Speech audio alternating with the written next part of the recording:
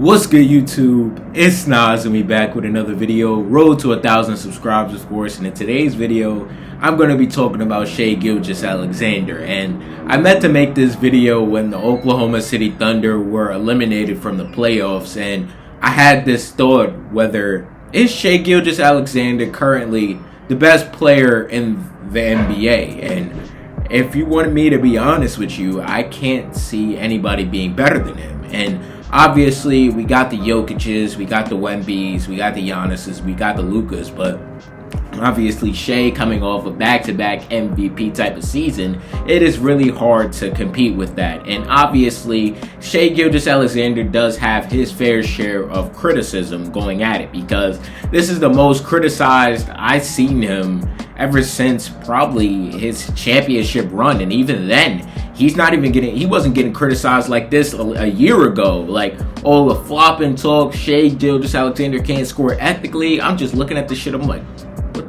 where all this revolutionary shit started? Like, before he was foul baiting, before he was even an all-star, his best known ability was being a combo guard. Did we forget that season where he played next to Chris Paul and he was basically the leading scorer of this team? So when you look at Shai Alexander as a player, you look at a 6'6" combo guard. Obviously, the playmaking still can use a lot of work. I do feel like putting a ball-dominant guard, or not a ball-dominant guard, as I would say, but a pass-first guard next to Shai Alexander will bring out the best in his abilities, in which you want to probably get Shai Alexander more off-ball movement. But when you look at Shai Alexander, he needs the ball in his hands to be successful. So obviously playing with another dominant ball guard is going to be tough, but Shai Alexander's game consists of him getting to his spots in the mid-range area, him using his crafty finishing ability, and when the step back three-point shot is going, it is really hard to stop him. So you have to look at things from a different aspect when you're looking at Shai. And obviously you look at the free throw margins when you talk about him, but I don't feel like that is a major part of what obviously his game consists of. Obviously we know Shai is going to draw fouls, because you draw fouls when people cannot guard you. And I can't believe I even have to say that, because there is not a handful of guys, or 10 guys I can name in my head right now that can currently guard Shai Alexander. And I think it is crazy to say or even doubt his legacy at even one bit. So you have to talk about that, and you have to talk about this disappointing end to the Oklahoma City Thunder season, when you consist of going obviously back-to-back MVPs in the way you went out, because we know that he will be criticized for basically this whole entire summer. And obviously I don't see right now how you can say that there is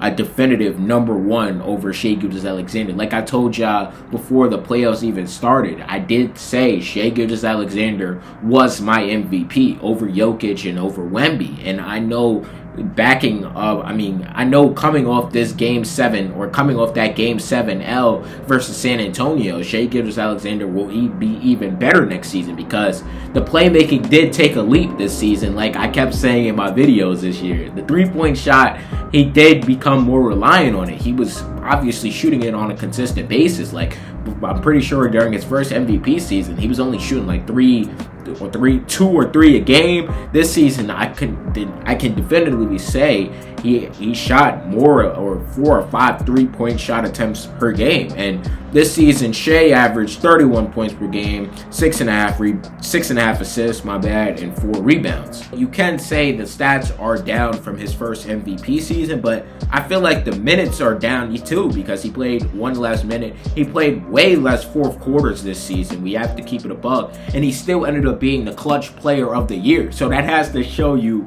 late games, you want the ball in Shai Alexander's hands. Obviously, we saw what Jalen Brunson has done in this previous playoff run, but who was the clutch player of the year? It was the reigning back-to-back MVP. And Shai, that season before when he won his first MVP, he averaged 33 points, 6.5 assists, and 5 rebounds per game, shooting, or even He shot 52% from the field and 37% from the three. This season, my fault, I forgot to say the efficiency. He shot 55% from the field and 38.5% from the field from the three. So a 4% increase from his field goal percentage, way more efficient.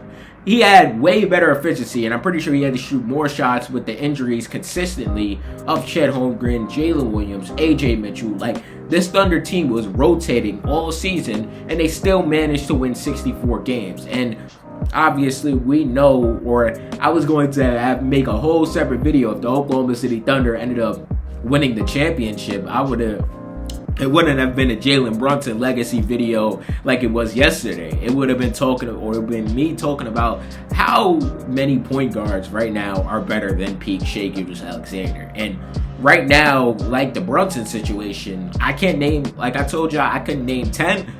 Right now, I can't name 6, and that's just me keeping it 100. And I don't even consider like Shai Gilgeous-Alexander a point guard for real, but that is his primary position, so we have to label him as such. And him getting another championship would move him up the list tremendously. And there's a chance that we will see OKC versus the Spurs for the next couple seasons. And Shai Gilgeous-Alexander is only 27. He turns 28 next month, so he is just really entering his prime years. And he's already been a 30-point per game scorer. He's already a 2-time MVP. He's already an NBA champion. So you can only imagine how much better Shai Gilgeous-Alexander will be in the future. And obviously how good he is now, because right now we're considering this his peak, but what if we haven't seen peak Shai Gilgeous-Alexander yet? What if he does become this 40% three-point shooter? What if his playmaking does get better, where he can rely on his playmaking a lot? Because this season he's made that jump, like I continuously said, and how I've said in multiple times this video. So when you look at Shai Gilgeous-Alexander play, he has gotten better every single season. And I know the point per game is down 1%, but you can just obviously tell the feel of the game is much smoother, or was much smoother this season than last season. I felt like 2 seasons ago he was forcing a lot of shots, but he was making them bitches. But this season in the playoffs, for him to completely fizzle out, I know is going to be a tremendous task for his PR. But he signed to Nike, so the PR might be going back up eventually throughout this summer. So you have to look at that, and you look at Shai Gilgeous-Alexander as a player and what his legacy means. And I don't think Shai Gilgeous-Alexander deserves all the criticism that he has been getting ever since the OKC Thunder has been eliminated, because truly it was only him out there versus the Spurs. He went out and emptied the clip. Game 7, 35, 4, and 9. And obviously a near double-double for a player that obviously has to take majority of the shots. And he shot 25 of them, or 21 shots. And throughout the series, he did not look good. But you got what you wanted from your best player, and I don't expect the OKC Thunder to make any drastic moves, because that's just not Sam Presti's style. And I do think if AJ Mitchell or Jalen Williams, either one of them were playing in that series, it could have made a dramatic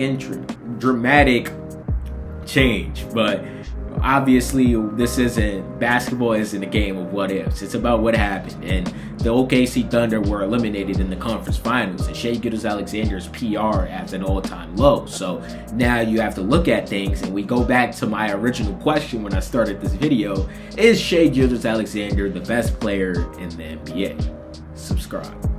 What's good, y'all? If y'all made it to the end of this video, I hope you guys enjoyed it. And my last video is on your screen, and the channel icon's on your screen too, so click one of them if you want to continue watching my videos. And if you enjoyed this video, leave a like. It helps the algorithm push me out, and I appreciate y'all for watching this video nonetheless.